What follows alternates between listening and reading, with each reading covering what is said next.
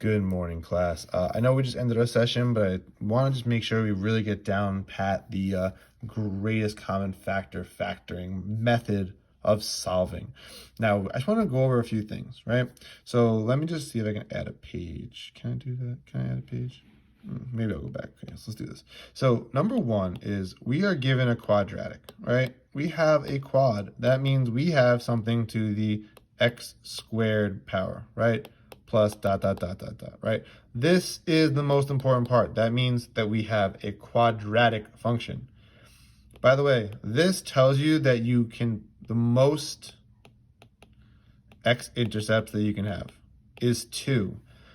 If you look at a linear equation, right? So I'll put that in red. So for linear, most of our equations are, just x to the first, or mx plus b, right? Well, guess what? That means the most that you can have is 1 x-intercept is the most that you can have. Quadratics, 2 being the highest exponent, means you can have this most 2 x-intercepts. As you go higher and higher, that will obviously change the amount of x-intercepts you can have. So 1, this is what you're going to be given most, if not all the time. 2 is we want to solve the quadratic by getting it into factors form.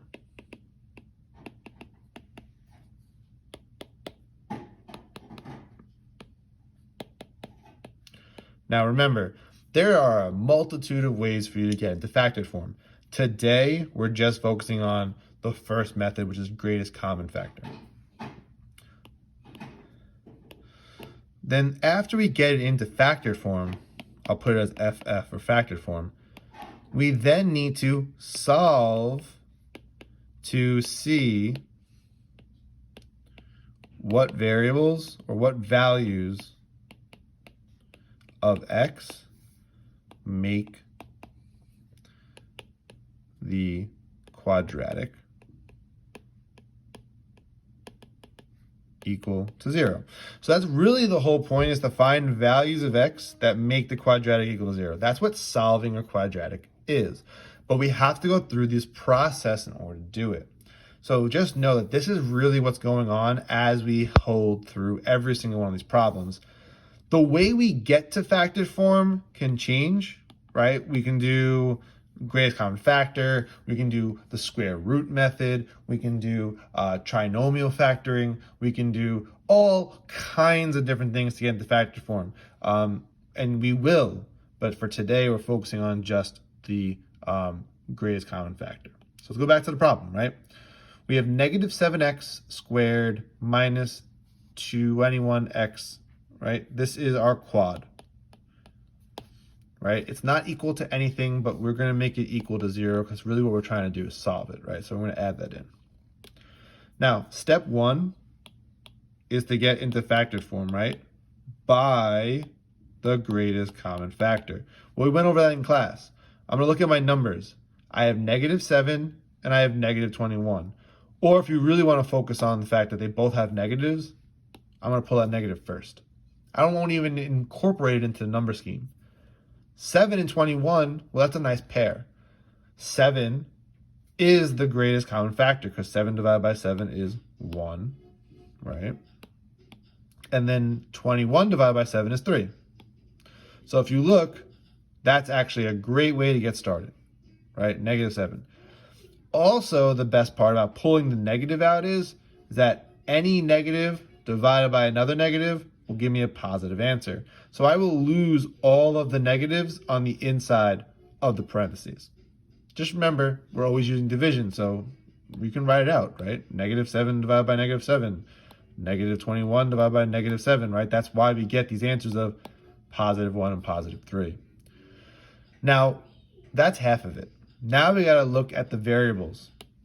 First off, we have a variable in both terms. We have x squared and we have x. We have 2 x's to give and we have 1 x to give.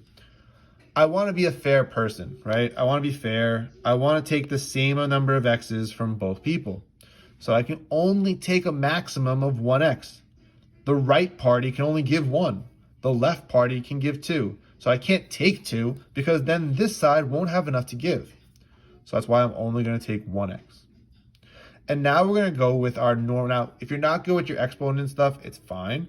Just remember, if you have 2 x's to give and then you give 1 away, you have 1 left over. If you have 1 x to give and you give 1 away, you have none left over. And that's why this ends up being the way it's written. And I'm going to neaten it up a little bit. So it's going to be negative 7x times x plus 3. I have 2 factors. Now, this is why we have to set both equal to 0. What's the difference between 0 times 5 or 5 times 0? Honestly, nothing. But the different factors are set equal to 0, right? 0 is in the first factor, 0 is in the second factor. So we have to do the same thing here. So that's what we're going to do. We're going to break up our 2 factors with a line, and we're going to set each factor equal to 0. It's very simple, and doing this helps, I think, organize the math a little bit better.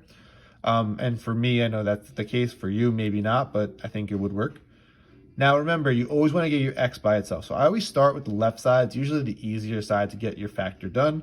I'm going to divide anything that's in front of x.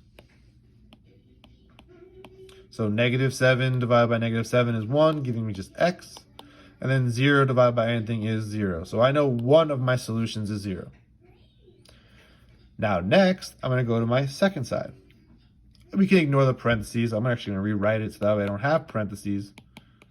And I'm going to solve. Remember, always start with the thing that's being added or subtracted to x.